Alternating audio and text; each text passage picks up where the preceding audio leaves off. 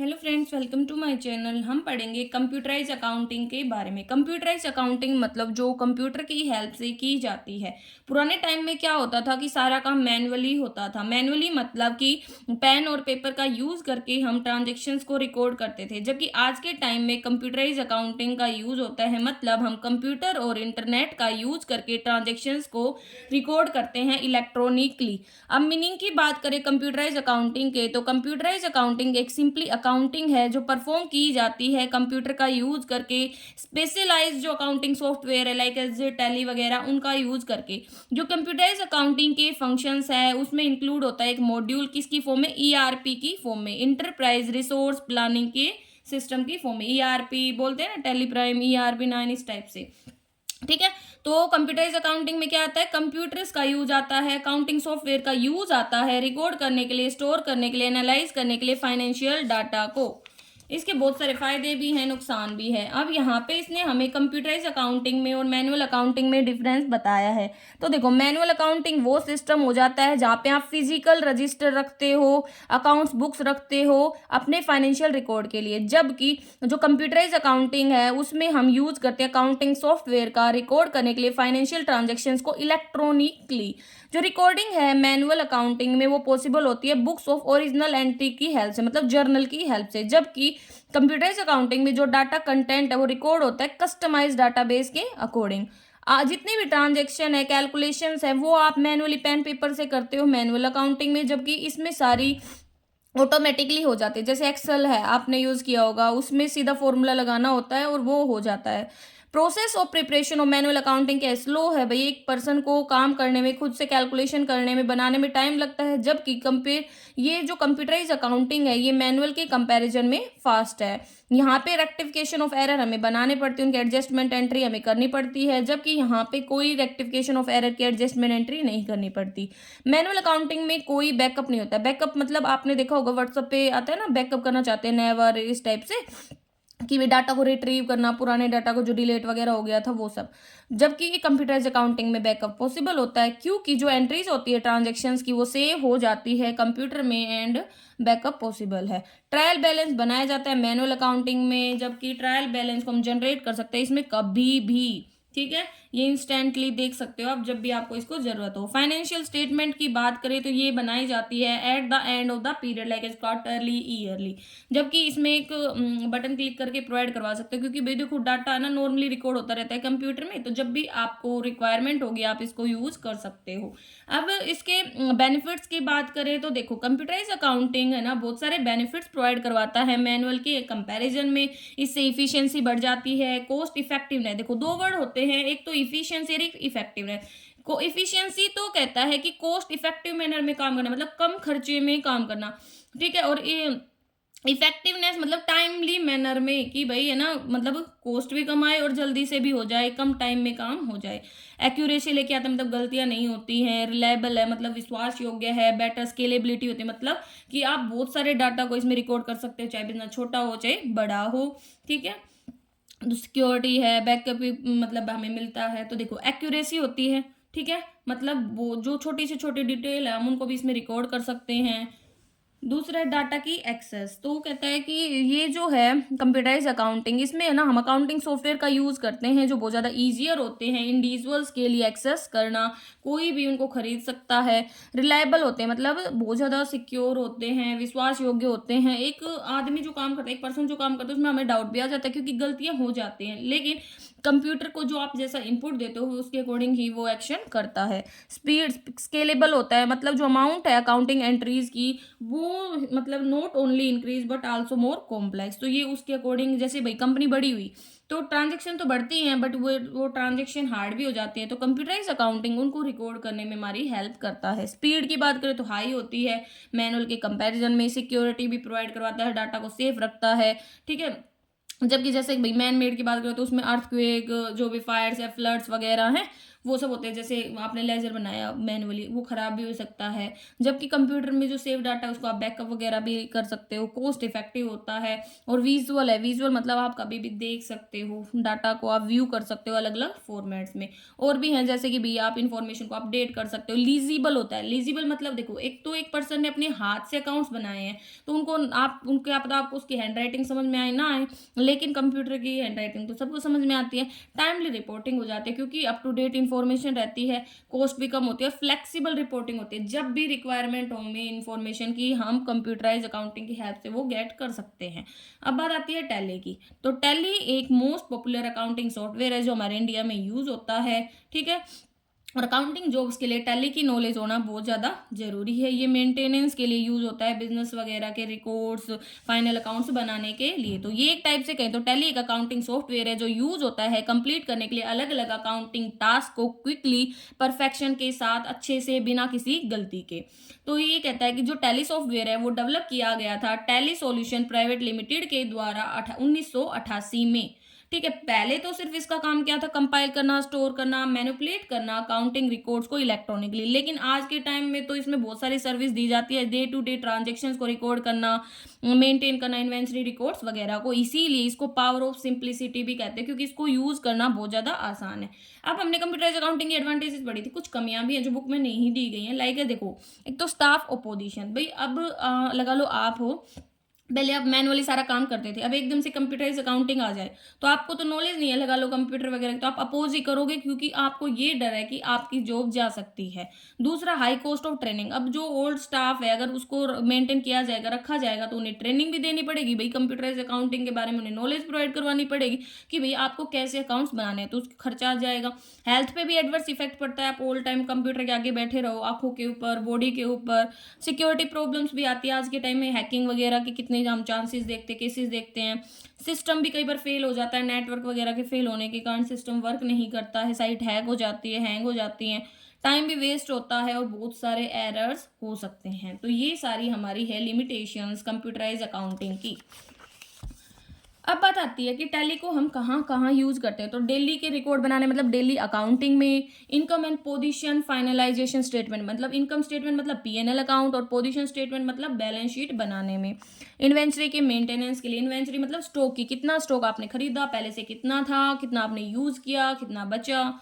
Generating reports for tax filing, tax filing मतलब income tax को भरते टाइम जो भी रिपोर्ट्स वगैरह होती हैं उन सबको जनरेट करने में। अब टैली के फीचर्स की बात करें तो टैली को यूज़ करना बहुत ज़्यादा सिंपल है, इसका सेटअप भी ईजी है, कीबोर्ड की हेल्प से भी हम टैली को ऑपरेट कर सकते हैं। बिजनेस रिकॉर्ड बनाने में ये हेल्प करता है, ठीक है।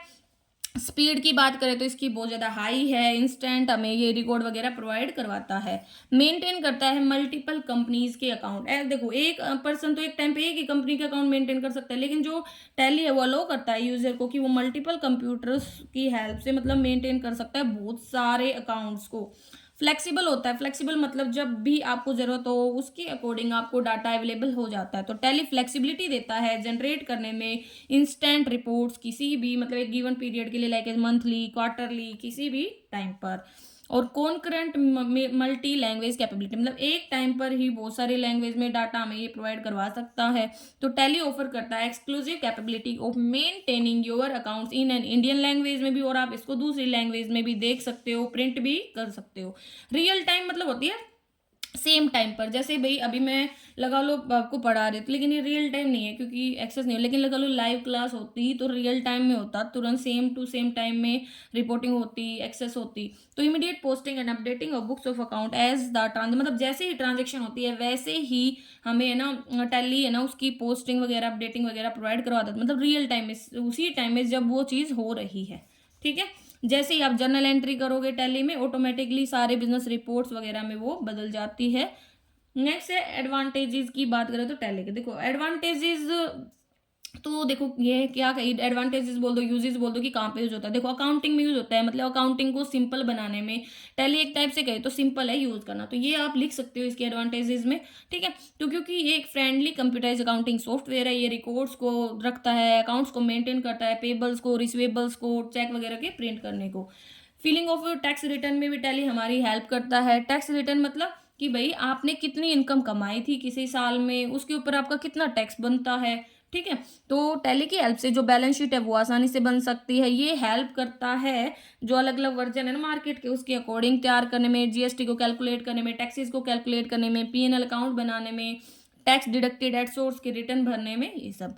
फिर इन्वेंट्री मैनेजमेंट, इन्वेंट्री मतलब स्टॉक की मैनेजमेंट, भाई कितना स्टॉक बढ़ा कितना घटा, वो सारा इसकी हेल्प से हमारा ऑटोमेटिकली प्रिपेयर हो जाता है।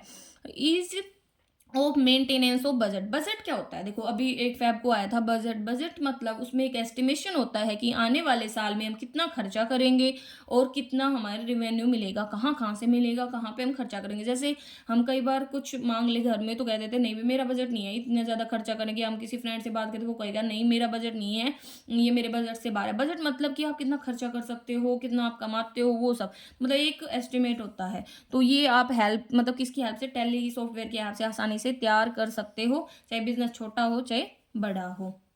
नेक्स्ट है मैनेजमेंट और डाटा ओवर डिफरेंट लोकेशन, मतलब जब भी आपको ज़रूरत हो तो आप अलग अलग लोकेशंस पर भी टैली की हेल्प से डाटा को रिकॉर्ड कर सकते हो। क्योंकि इसकी जो भी मतलब क्योंकि एक जो कंपनी होती है वो ऐसा नहीं है कि सिर्फ एक ही जगह होगी, उसकी जो भी ब्रांचेज होती हैं वो अलग अलग जगह पे होती हैं देश के। बैंकिंग सेक्टर में भी हेल्प करता है। हम पहले जब हम छोटे थे तो हमें यही लगता था कि टैली जिसको आते हैं मतलब वो बैंकिंग के लिए ही होती है। मैनेजमेंट ऑफ पेरोल, पेरोल मतलब सैलरी कि भाई इंप्लॉयज को कितनी सैलरी दी जा रही है, उसकी कैलकुलेशन भी तो करनी होती है, तो वो किसकी हेल्प से आसान हो जाता है, टैली की हेल्प से। फाइनेंशियल मैनेजमेंट, फाइनेंशियल मैनेजमेंट मतलब जो फाइनेंस से रिलेटेड होती है, मतलब जो हमें ये बताते हैं कितना डेली की ट्रांजेक्शन पे खर्चा आया, कितना हमारा कैश फ्लो हुआ, कितना इनफ्लो कितना आउटफ्लो हुआ, वो सब। मल्टी करेंसी, जो टैली है वो अलाउ करता है रिकॉर्ड करना ट्रांजैक्शन को फॉरेन करेंसी में भी, मतलब एक से ज़्यादा लैंग्वेज में काम कर सकता है, मल्टी कंपनीज अकाउंट को मेंटेन कर सकता है। तो इसके फीचर्स थे वही हैं ये, ठीक है। इफेक्टिव है बिजनेस के सॉल्यूशंस में, जो भी अकाउंटिंग की नीड्स वगैरह उनको पूरा करने में। और भी एडवांटेजेस में लिख सकते हो, सुटेबल है हर प्रकार के बिजनेस के लिए, चाहे छोटा बिजनेस हो चाहे बड़ा बिजनेस हो। इसको इंस्टॉल करना आसान है, अफोर्डेबल है, हर कोई टैली को खरीद कर सकता है टैली सॉफ्टवेयर को। सिक्योरिटी फीचर है ना, ये एक वैल्यूएबल फीचर है इसके अंदर। अब है टैली प्राइम का इंट्रोडक्शन।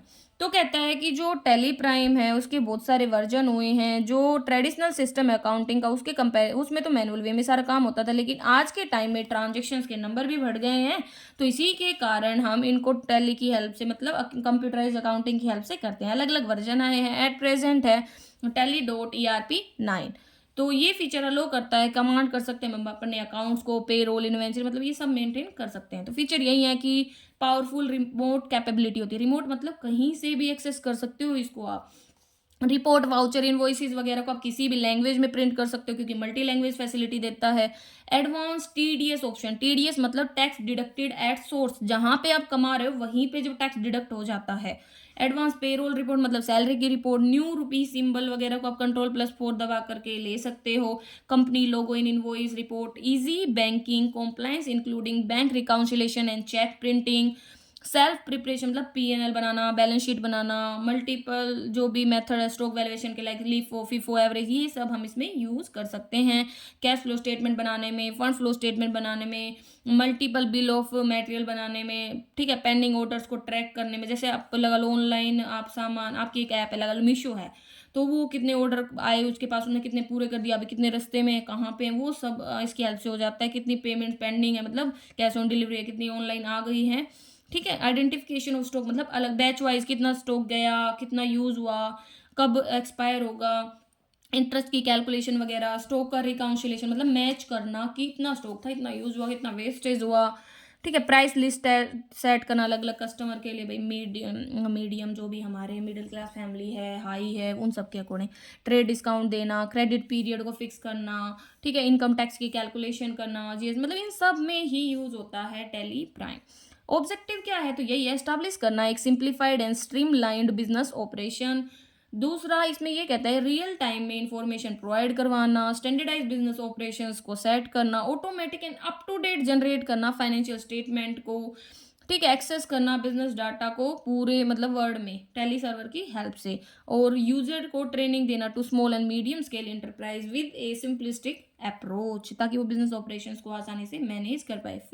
फीचर्स की बात कर लीजिए तो उन्हीं की से आप एडवांटेजेस बना दो कि भाई ट्रस्ट वर्थीनेस ऑफ डाटा, कि जो भी डाटा हमें टेलीप्राइम की हेल्प से मिलता है उस पे हम विश्वास कर सकते हैं।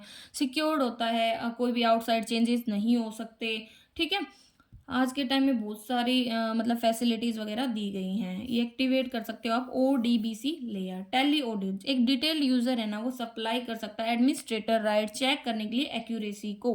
टेली वॉलेट एक फीचर होता है, इसमें होता है डाटा इंस्क्रिप्शन स्टैंडर्ड। आपने देखा होगा व्हाट्सअप खोलते हो तो आपको आता है डाटा इज इंक्रिप्टेड। इंक्रिप्टेड मतलब आपके अलावा और जो सामने वाले पर्सन जैसे आप बात, उसके अलावा उन मैसेजेस को कोई और नहीं पढ़ सकता, उसको एक्सेस नहीं होगी, क्योंकि इंस्क्रिप्शन का मतलब होता है process of changing electronic information और signals into a secret code. ठीक है। नेक्स्ट है मल्टी यूजर की, भाई एक टाइम पे बहुत सारे यूजर भी इसको यूज कर सकते हैं।